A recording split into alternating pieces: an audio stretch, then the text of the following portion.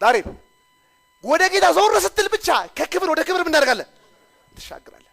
ከዛም ብሎ እኛም ሁላችን ባልተሸፈነ ፊት የጌታን ባልተሸፈነ ፊት እስኪ ያልተሸፈነ ፊት በርሱ ያልተሸፈነ ፊት ሃሌሉያ ሹፕራ ያየውን ለማንጸባረቅ ማለት ነው።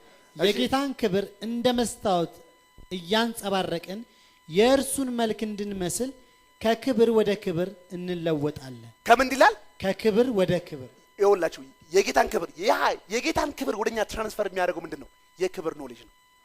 እሱን እንገራችሁ 2 ቆሮንቶስ 4:6 ላይ የክብር ኖሌጅ የሚባል አለ። የክብሩን ዕውቀት ነው በልባችን ይብራ ያለው ነው የሚለው። የምንድን ነው ይላል? የክብር ዕውቀት። የውርደት ዕውቀት አለ፣ የሽንፈት ዕውቀት አለ። የምንድን? የክብር ዕውቀት፣ የኃይል ዕውቀት፣ የግሎሪ፣ የፌም፣ የዝና ማፕራቶ፣ የፕሮስፔሪቲ ሻቱርታ በክርስቶስ ፊት እግዚአብሔር የክብሩን ዕውቀት ብርሃን አይወላችሁ። የምንድን ነው ይላል? የክብሩን ዕውቀት ብርሃን 2 ቆሮንቶስ 4:6 የምንድን ነው ይላል? የክብሩን ዕውቀት ብርሃን በልባችን ያበራ። በምናችን ያበራ? በልባችን ያበራ። ስለዚህ ምንድነው የሚለው? ቅድም የሚለው አኛመት በክብር መስዋዕት ማየት ማለት ስትጸልይ የሆነ የምታየው ቪዥን አይደለም። የምታየው የክብር ኖሌጅ ማለት ነው። አሁን የምትማረው ትምህርት ወደ ምንድን ነው የሚለውጥ? ወደ ክብር ምን የሚያደርግ የሚለውጥ። አሁን የምትማረው ትምህርት ወደ ምን ይለውጣል? ወደ ክብር፣ ወደ ክብር። ከድህነት ወደ ብልጽግና ይለውጣል። ክብር ማለት ጤንነት ነው። ክብር ሀብት ነው። ክብር ማሸነፍ ነው። ኦ ሃሌሉያ!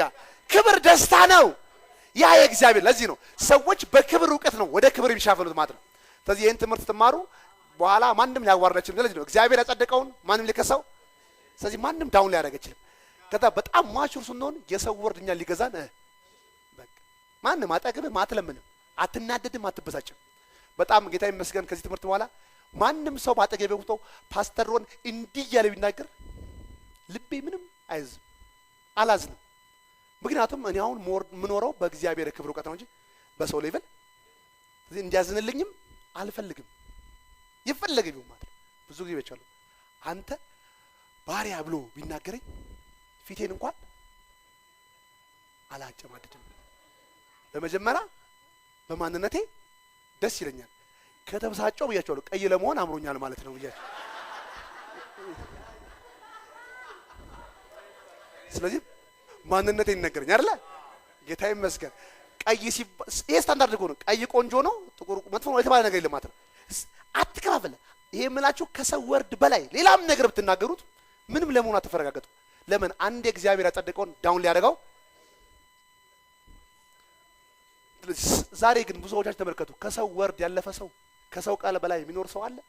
የስ ያ የእግዚአብሔር ልጅ ማቹር የሆነ ሰው ነው። ስለዚህ ነው እንግዲህ የክብር ዕውቀት የክብር ላይፍ እንድንሆን ያደርገናል። አሜን ነው። ፕሬዝ ጋድ።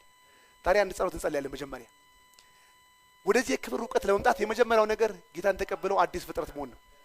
ጌታ ኢየሱስ ክርስቶስን እንደ ግል አዳኜ ተቀብዬ ወደዚህ የክብር ዕውቀት መሻገር እፈልጋለሁ፣ የእግዚአብሔር ልጅ ተብዬ መጠራት እፈልጋለሁ የምትሉ ሰዎች፣ አዲስ ሰዎች በመካከላችን ካሉ መጀመሪያ እናንተ በመጸለይ እናገለግላለን። ጌታ ይመስገን። ስለዚህ ባላችሁበት እጃችሁን አንሱ። እናንተ አዳዲስ ሰዎች ንስሐ ገብቼ ይህን የክብር ላይፍ መኖር እፈልጋለሁ፣ ጂሰስ የኔ ህይወት ነው፣ ፕሬዝ ጋድ የምትሉ ሰዎች ካላችሁ እጃችሁን አንሱ። ለእናንተ መጀመሪያ እንጸልያለን።